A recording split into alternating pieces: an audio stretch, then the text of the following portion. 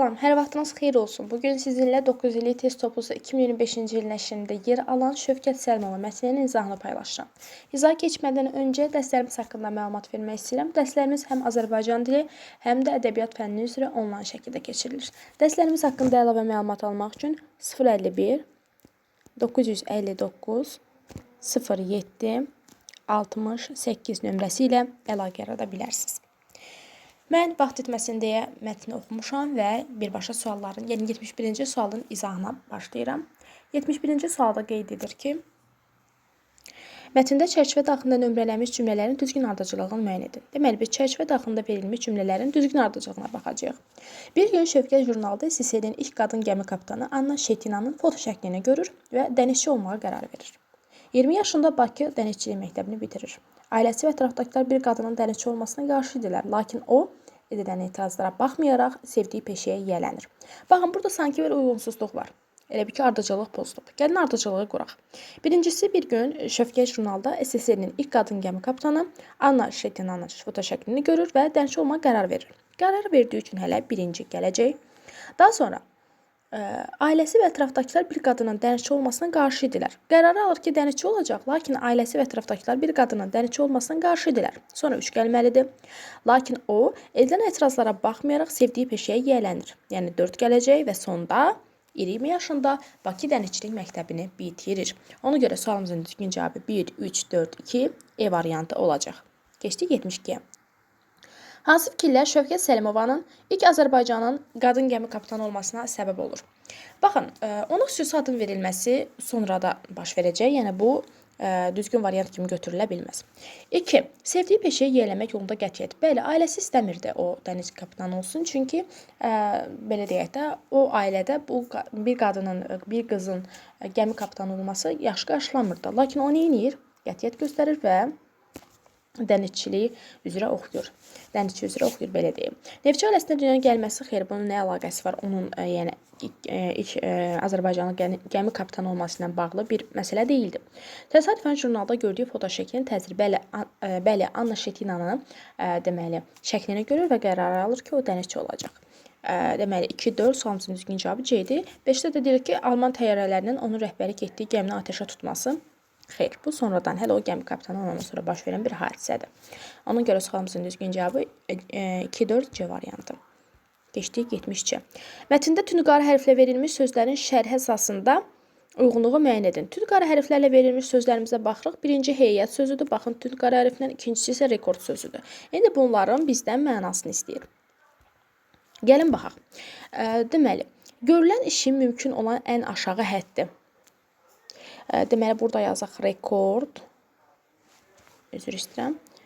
Rekord. Bir də heyət. Birinci sözümüz heyətdir. İkinci sözümüz rekord sözüdür. Deməli, birinci heyət, ikinci rekord. Deməli, rekord heyət nə deməkdir? Heyət xidmətinə, ixtisasına və s.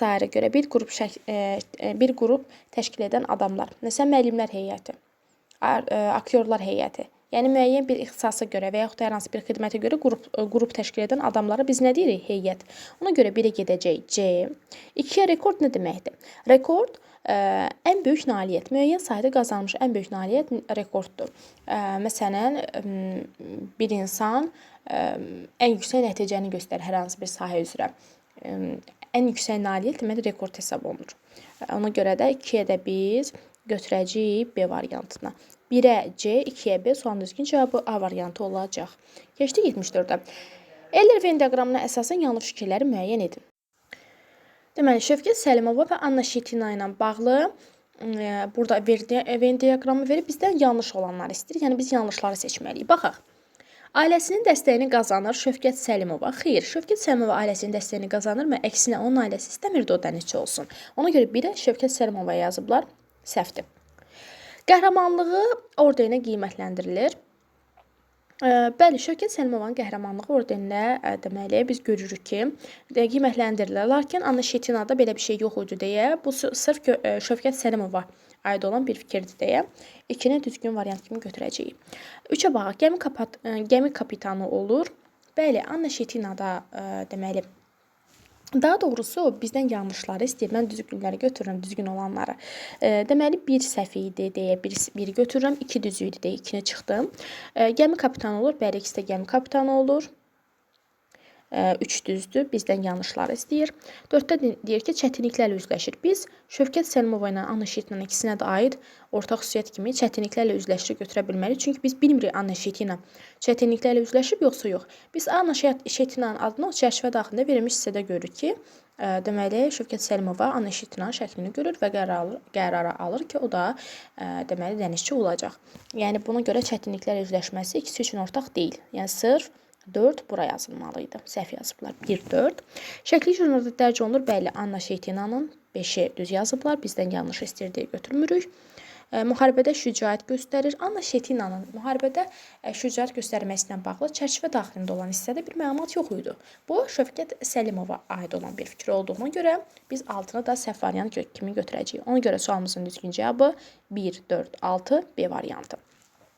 Mətndə nöqtələrin yerinə uyğun olan ifadəni müəyyən edin. Baxaq görək mətndə nöqtələrin yerində hansıdır. Deməli, Şövkət Səlimova dənizdə uzaq səfərlərə çıxır, hərbi heyətə başçılıq edir. İndi burada dənizlə bağlı bir şey varsa, deməli, elə bir ona ad verilməlidir. Yəni, dənizlə, su ilə bağlı olan bir ad verilməlidir. Təbii ki, bu da dənizlərin qızı olacaq. Ən doğru cavab budur. 76. Hansı plan bəndləri mətnin ikinci abzasını əhatə edir? İkinci abzas baxın bu hissədir. Şövkət 1920-ci ildə İsmayıl rayonunda Neftçi ailəsinə göz açmışdı. O, ailədəki 10 uşaqdan ən böyüyü, yaşlıları arasında isə ən fərqlisi idi.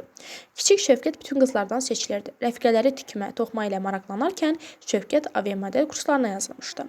11 yaşında burada hazırladığı aviamodel isə rekord qıraraq birinci olmuşdu. Burayla bağlı plan bəndlərini seçək. Ailəsinin Şövkətə qadağası ilə bağlı biz ikinci abzasda bir şey gördükmü? Xeyr, görmədik. Çətinliklə böyümüş Şövkət. Şövkətin burada çətinliklə böyüdüyü ilə bağlı bir məlumat biz görmədik. Kiçik Şövkətin böyük uğuru, bəli, aviamodel kurslarına qoşulur, böyük uğur qazanır. Ona görə 3-ü götürə bilərik plan bəndi kimi. Azərbaycan bölgəsinin gözəlliyi bu haqda heç bir məlumat verilməyib deyə götürə bilmərəm. Və yaşlılarından fərqlənən uşaq, bəli, bunu götürə bilərik. Çünki həqiqətən də o yaşlılarından fərqlənir. Yaşlıları tikmə işi ilə məşğul olanda o aviamodel kurslarına yazılır və orada hətta uğur da qazanır. Ona görə sualın düzgün cavabı 3-5C variantı olacaq. 77. Mətndə əvvəlində Roma rəqəmi yazılmış hansı abzaslarının sonuncu cümləsində məcazi mənalı ifadə işlənmişdir? Deməli, mətndə əvvəlində Roma rəqəmi yazılmış hansı abzaslarının sonuncu cümləsində məcazi mənalı ifadə işlənmişdir? Gəlin baxaq. Deməli, abzaslar bunlarda, yəni gördüyünüz kimi 1, 2, 3, 4, 5 bunları deyir sonuncu cümləsində. Sonuncu cümləsi budur da, onu dəniz qızı adlandırırdılar. Bəli, burada yoxdur, yəni məcazilik adlandıra bilərlər. Həqiqi mənadadır. İkinci abzasda deyir ki, 11 yaşında burada hazırladığı aviamodeli rekord qıraraq, rekordu necə qab qıra bilərsən, nə bilim, stəkanı qıra bilərsən amma qəlbi qıra bilməzsən və yaxud da rekordu necə qırarsan. Yəni burada məcaziliyi var deyə 2-ni götürəcəyik. İkinci abzası götürdük. Deməli, üçüncüyə baxaq. Deməli, Stalinqrada müharibə illərində Dnepr paraxodu ilə döyüşlərə qatılır. Stalinqrada hərbi texnika, yanacaq, silah, sursat daşıyır, yaralıları Bakı, Krasnovodska çatdırır. Biz görürük ki, burada məcazi mənada işlədilən bir deməli ifadə yoxdur. Yəni silah, sursatı daşıya bilər və yaralıları da Bakı, Krasnovodska çatdıra bilər. Burada yəni məcazilik yoxdur deyə bunu götürmürəm. Deməli, bir cavabımız 2 idi. 4-ə baxaq. Deməli, ən sonuncu cümləsi. Ona bu qəhrəmanlığına görə qırmızı ulduz ordeni verirlər və orden verə bilərlər. Burada həqiqilik var. Biz məcazi axtarmalıyıq. 5-ə baxaq. Müharibədə, deməli, ən sonuncu cümləsinə baxmalıyıq. Adını nəinki Azərbaycanı, necə də dünya tarixini qızıl hərflərlə yazdıram. Dünya tarixini qızıl hərflərlə yazdırmaq burada artıq məcazidir. Yəni, adını necə dünya tarixini qızıl hərflərlə yazdıra bilərsən, artıq burada bir məcaziliyi var da. Ona görə də sualımızın düzgün cavabı 2-5 olacaq. 2-də də biz rekord qırmağı götürmüşdük. 2-5 sualımızın düzgün cavabı E variantı olacaq. 78. Mətndə altından xətt çəkilmiş söz hansı cümlədə mətndəki mənasında işlənmişdir? Altından xətt çəkilmiş sözə baxaq burada. deməli altından xətt çəkilmiş söz qatılır sözüdür. Müharibə illərində Dnepr paraxodu ilə döyüşlərə qatılır. Yəni döyüşlərə qoşulur mənasındadır. Görə qatılmaq nədir? Qoşulmaq mənasındadır. Baxaq görə harda qoşulmaq mənasında işlənib. Sirkə qatılmış suyu soyuducuya qoydular. Sirkə qatılmış, qoşulmuş kimi işlənərmi? Xeyr. Sirkə qatılmış, nəyisə bir-birinə qatırsan, əlavə olunmuş mənasındadır. Uşaqlar böyüklərə qatılıb, böyüklərə qoşulub məclisdə iştirak etdilər. Görürsünüzmü? Bunda alınır. Şəkər qoşulmuş xəmirdən xüsusi dad gəlir də deyə bilərikmi? Xeyr. Yəni qatılmış sözünə mətndə qatılmaq, yəni qoşulmaq mənasında işlənir. Bizdən də həmin o mətndə altından xətt çəkilmiş söz hansı cümlədir? Mətndəki mənasında işlənmişdir. Onu istəyir. Baxın, deməli bal qatılmış, bal qoşulmuş deyə bilmərik. Bişmiş aşa soyuq su qatıldı, soyuq su qoşuldu deyə bilmirik. Amma B variantına fikir versək, uşaqlar böyüklərə qatılıb məclisdə iştirak etdilər və ya da uşaqlar böyüklərə qoşulub məclisdə iştirak etdilər deyə bilirik deyə sualımızın düzgün cavabı B variantı olacaq. Mətndə əsasın klasteri tamamlayan fikirləri yazın. Burada cəsarətlidir sözü yazıb. Baxın, Şövkət Səlmova ilə bağlı klasteri tamamlamalıyıq. Cəsarətlidir. Baxın, görürsünüzmü? Bir sözlə ifadə eləyibdir. Yəni, biz burada uzun-uzun cümlələr yazmamalıyıq. Qısa konkret cümlələr yazmalıyıq. Cəsarətlidir. Sonra, belə deyək, qətiyyətlidir yaza bilərik. Çünki ailəsi istəmirdi, amma o qətiyyət göstərir. Qətiyyətlidir yaza bilərik. Deməli, qətiyyətlidir. Daha sonra yaza bilərik ki, mərhəmətlidir. Sonra nə yaza bilərik biz ora? İnadcıldır, yəni inadından dönmür.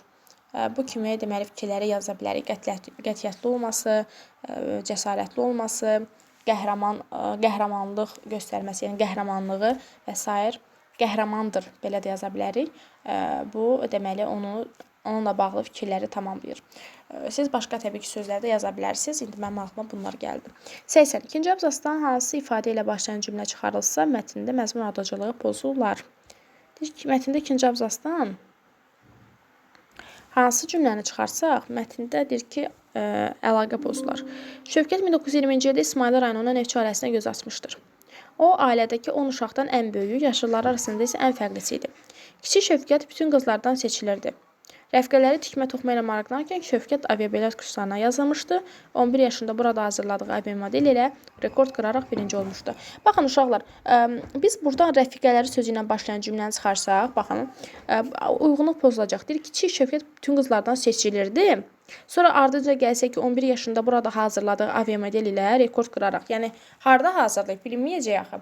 Yəni rəfiqələri ilə başlayan daha doğrusu cümlə çıxarılsa, mətnin ardıcılığı pozulacaq. Ona görə də sualımızın düzgün cavabı rəfiqələri tikmə, toxuma ilə maraqlanarkən Şövkət aviamodel kurslarına yazılmışdı. Baxın, bu isə deməli sualımızın düzgün cavabı olacaq. Yəni o çıxarılsa, cümlənin ardıcılığı pozulmuş olacaq. Yəni məntiqi ardıcılıq pozulacaq. Belə uşaqlar, bu da bizim Şövkət Səlimova mətninin izahı idi. İnşallah ki, izahımız aydın olmuşdur. Növbəti izahlarda görüşmək ümidi ilə sağ olun, salamat qalın.